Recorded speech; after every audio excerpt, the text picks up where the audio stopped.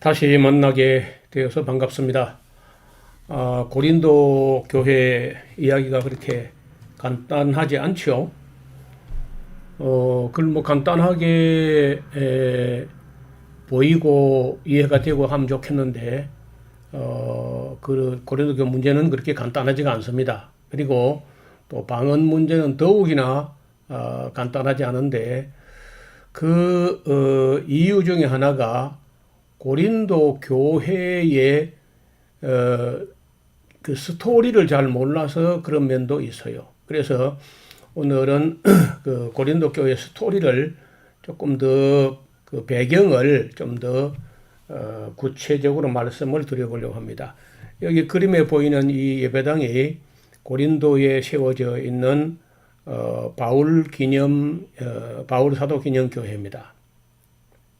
이 현관에 들어가면은 그 스테인리스 판에 역대 교역자 이름이 쭉 이렇게 새겨져 있는데, 제일 처음 교역자 이름을 바울로스, 바울이라는 뜻의 바울로스, 좀 큰 글씨로 새겨냈습니다. 바울이 자기 교회 초대 교역자였다고. 그리고 우리가 갔을 때 93년도인가 갔었는데, 그때가 아마 지금 현재 그 당시 교역자가 88대째 교역자였어요. 근데 거기에는 우리처럼 뭐 70세 됐다고 정년이고 뭐 그런 거 없습니다. 돌아가실 때까지 그 교회의 감독으로 그렇게 있습니다. 그리고 거기는 뭐 일단 그 그리스도 정교회 그 교단이기 때문에 거기에는 뭐 글쎄 뭐 전도 선교 이런 개념이 별로 없어요. 오히려 이제 그런 그리스도 정교회가 잘못됐다는 입장에서 우리 교단이라든지 이 개신교에서 이 사람들은 그냥 미신이나 아니면 거기 뭐 다른 종교라고 생각하고 그 그리스도 정교회 사람들을 우리 개혁주의 복음주의 신학으로 전도하려고 선교사가 파송되어 있기도 합니다. 자, 여기 이제 고린도의 지정학적인 그 지리적인 위치도 조금 감안할 필요가 있는데, 자, 그림을 좀 볼까요? 여기를 보시면은 여기가 이제 고린도 폐허인데 1858년도에 대지진이 나면서 한번 파괴됐는데, 그거 복구도 채 안 돼서 70년 지나서 또 한 번의 지진이 났어요. 1928년도에. 그래서 이 두 번에 걸친 지진을 겪고 나니까 고린도는 뭐 다시 재기불능의 도시로 거의 폐허로 되어 버렸습니다. 한때는 아가야 지역, 즉 헬라 지역의 수도에서 수도, 다시 말하면은 로마가 통치하던 시대에 아테네를 이 아카야 지역의 수도로 하지 않고 발칸반도 남쪽에 아가야 지역의 수도를, 여기 고린도, 이쪽이 아테네거든요. 아테네를 삼지 않고 고린도가 접근하기 좋으니까 고린도를 아가야 수도로 정하고, 그 고린도에 있는 로마 총독도 아테네가 아니고 고린도에 있었어요. 그 정도로 고린도는 잘 나가던 그런 그 도시인데, 지금은 정말 가서 보면 어이없고 형편없습니다. 이거 뭐 그냥 폐허죠. 그리고 아시는 대로 그리스는 지금 경제가 유럽의 거지야. 유럽의 집시입니다. 집시. EU에서 구제 금융으로 여러 차례 구제를 안 해주면요, 그 자체는 벌써 국가 부도 상태에 나가지고 쑥대밭이 되었을 거라. 이 사람들 게을러요. 일을 안 해.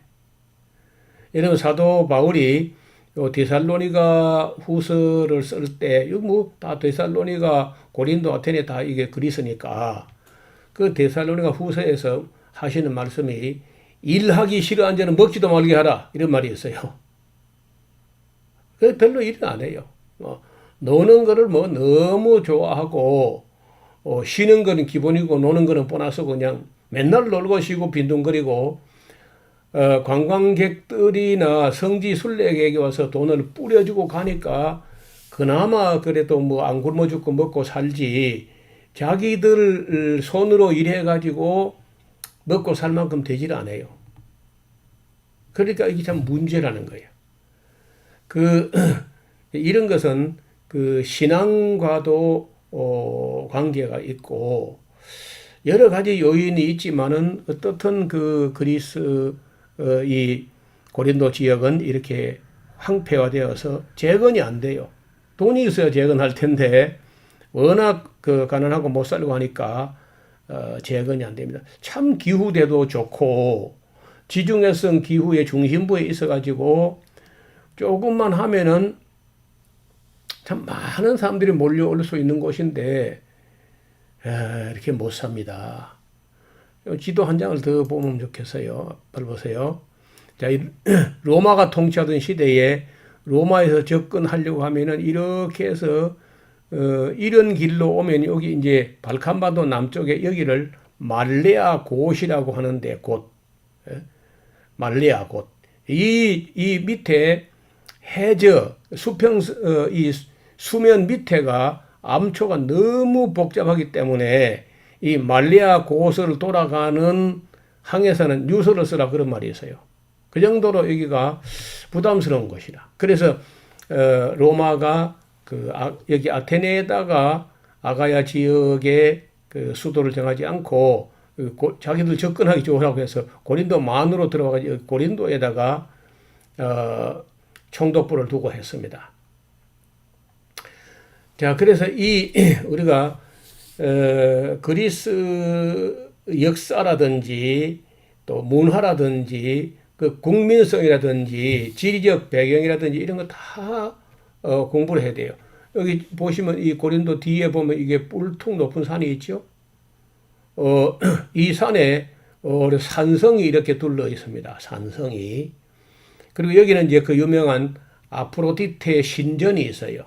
그 평소에는 여기 이제 평지에서 생업을 종사하다가 만약에 외국 군대가 와서 막 에워싸거나 하면요, 그 자기들 산업, 뭐 농사, 장사 할 것 없이 모든 걸 다 버려두고 이 산꼭대에 올라가요. 그 산성 안에 들어가서 이제 보호를 받는데 그 신전이 아프로디테 신전은 사랑의 신전인데 사랑의 여신 아프로디테를 모시는 신전이 거기는요 거룩한 창녀 여러분 창녀란 말이요 케도시라고 하는데 그 말이 거룩하다는 거야. 왜 거룩하냐? 신에게 바쳐졌다. 신에게 바쳐진 처녀. 그러니까 그 참 못된 악한 종교가 그 신이 아프로디테 신이 제일 좋아하는 재물이 뭐냐? 뭐 양도 좋고 소도 좋고 돈도 좋고 다 좋아하지만은 아프로디테 신전에서 제일 고급 재물로 취급하는 게 뭐냐면요 처녀야 처녀.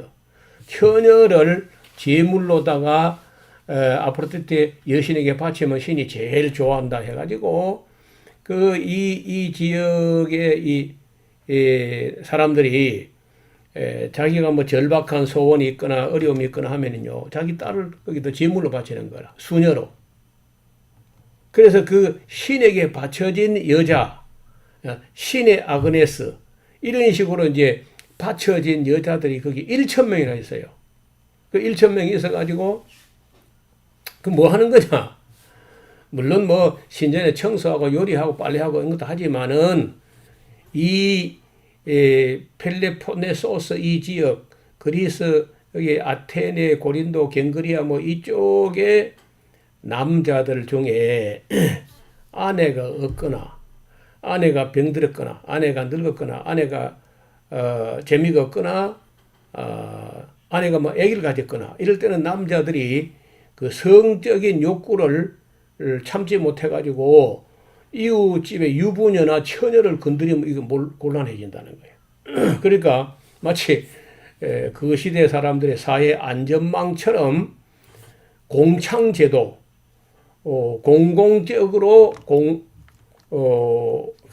그 말이 되는지 뭐 어떤 공창제도인데 공적으로 인정된 창녀가 케도시라는 거야. 거룩하게 신에게 구별되어서 바쳐진 제물들, 여자 사제 이런 여자들이 여기 1,000명이나 있다니까. 항상 준비하고 있어요. 남자들이 오기를. 그 남자들이 이제 양이나 뭐 대개 양을 가져가죠. 양 한 마리 갖다 바치고 그 신에게, 그리고는 이제 거기 거룩한 창녀 하고 하룻밤 자고 뭐 오면은 또 한 일주일간 뭐 견딜만 하고 이렇게 하는 겁니다. 근데 거기 그 찾아오는 신자가 너무 많아요. 너무 많이 찾아오는 바람에 남자들이 그 올라온 그게 제물로 들어온 양고기를 다 먹어 치우지를 못합니다. 처분이 안 돼요. 1,000명이 먹고도 남아. 근데 이걸 이제 다 먹고 남는 걸 버리기 아까우니까 고린도 시장에 유통되는 루트가 있다니까. 그래서 이 시장에 유통되는 그 아프로디테 신전의 뒷문으로 흘러나온 양고기를 파는 곳인데 값이 쌉니다.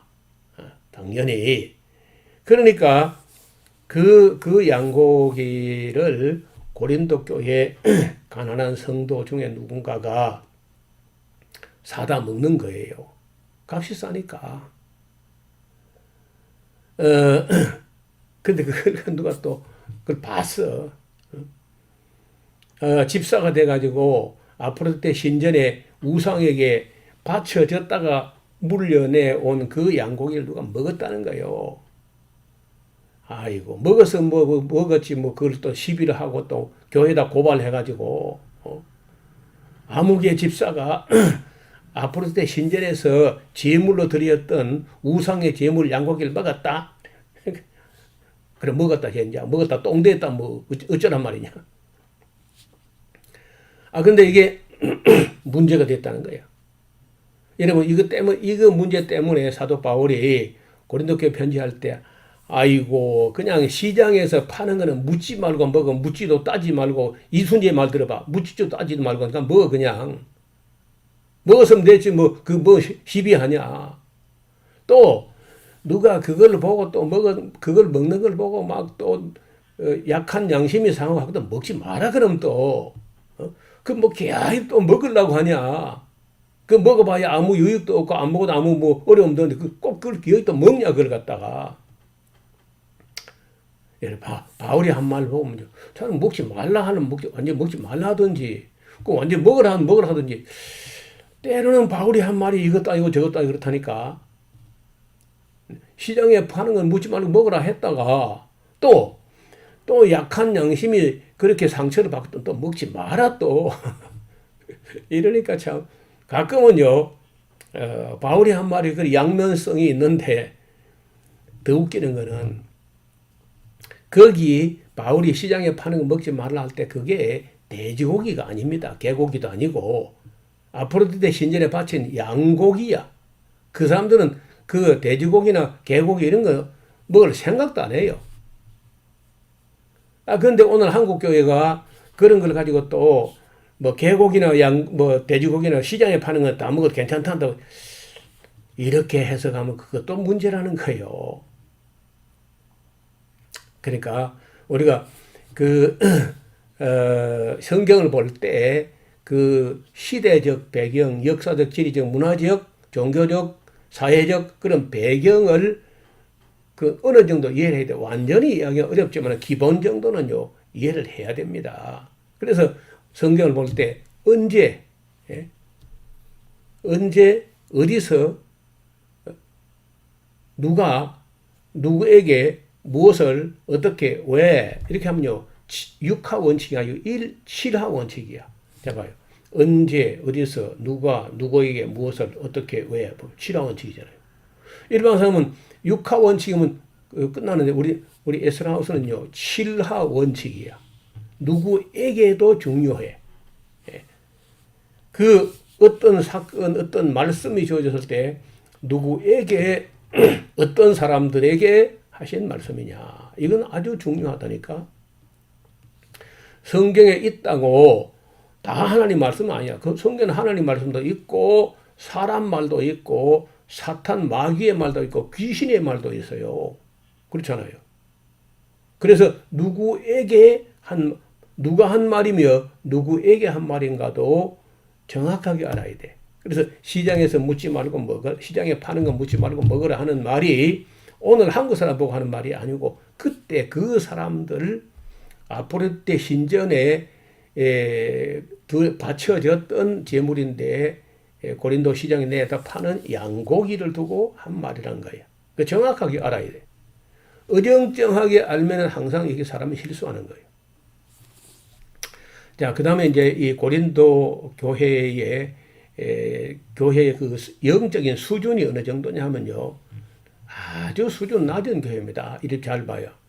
고린도 교회는 바울 밑에서 겨우 1년 6개월 배운 교회입니다. 1년 반. 고린도 교회의 신앙은 매우 불완전하고 어렸어요. 지혜로운 자나 문벌 좋은 자도 거의 없었습니다. 세례받은 자도 3가정, 그리스보 가정, 가이오스 가정, 스데바나 가정, 그 외에는 바울이 세례 중 기억도 세례받은 가정 3가정이에요. 그들은 아직 지식도 분별력도 거의 없는 상태입니다. 그리스도 안에서 있다 하지만은 어린아이 상태의 교회였어요. 물어봅시다. 그때나 지금이나 개척된 지 1년 반 됐다. 믿은 지 1년 반 됐다. 미숙한 교회일까요? 성숙한 교회일까요? 아시는 말씀 하시나 마시나지. 많이 미숙한 어린 그런 교회예요. 또 유대인들의 해방이 계속되고 있었고 거짓 사도들이 성도를 속이는 것도 지난번에 잠깐 말씀드렸죠. 또 계율의 역군들이 교회를 유린하고 있었습니다. 다른 예수, 다른 영을 전하고 다른 복음을 전했어요. 고린도 교회는 본받을 만한 것이 아무것도 없는 교회예요. 그런 교회가 고린도 교회였다는 것도 그 염두에 두고 공부를 해야 돼. 여기 좀 그림을 좀 봐요. 여기 보면은 바울이 고린도 교회 편지하면서 내가 너희를 대할 때 신령한 자들 대함같이 할 수가 없어. 참 말하는 것도 어렵다. 이 신령한 자란 말이 푸뉴마티코스야. 영적으로 장성한 사람. 이게 영적으로 장성하고 그리스도로 충만하고 은혜와 진리가 충만하고 분별력이 있는 사람이 푸뉴마티코스, 영적인 사람이야. 그 다음에 이제 여기 두 번째는 푸스키코스인데 이 푸스키코스라는 말은요. 푸스케가 그 사람의 주인이야. 푸스케 이성,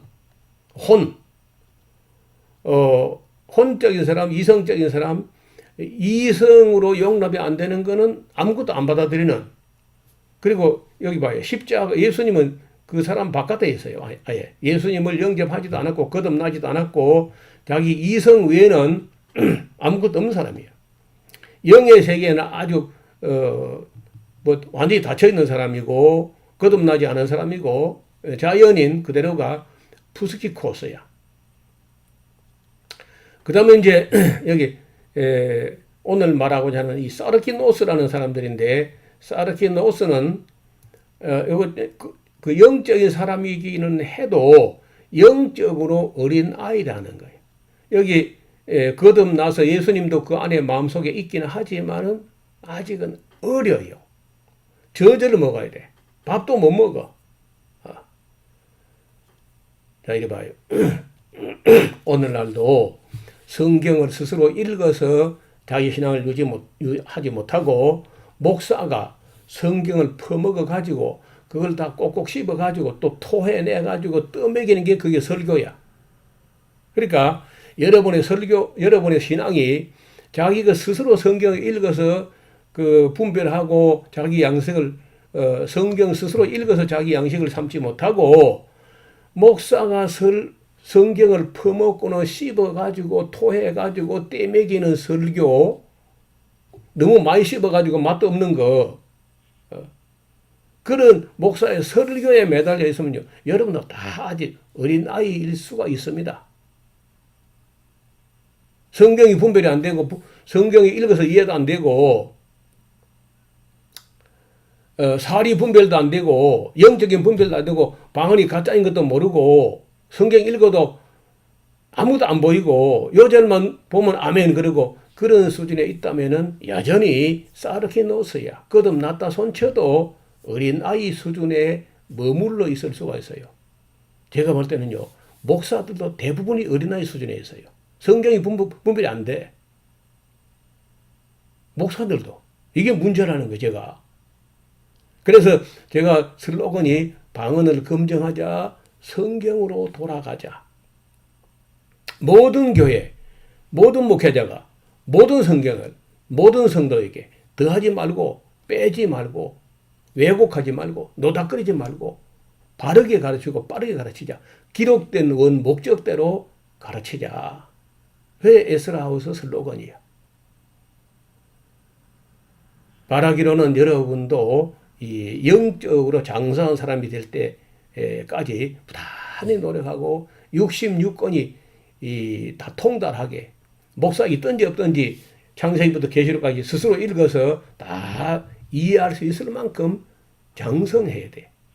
지혜에는 어린아이가 되지 말고 장성한 사람이 되라. 이게 사도 바울이 한 말 아닌가요? 예, 오늘은 여기까지 말씀드리고 고린도 스토리는 이 다음에도 조금 더 연장해야 될 것 같아요. 감사합니다.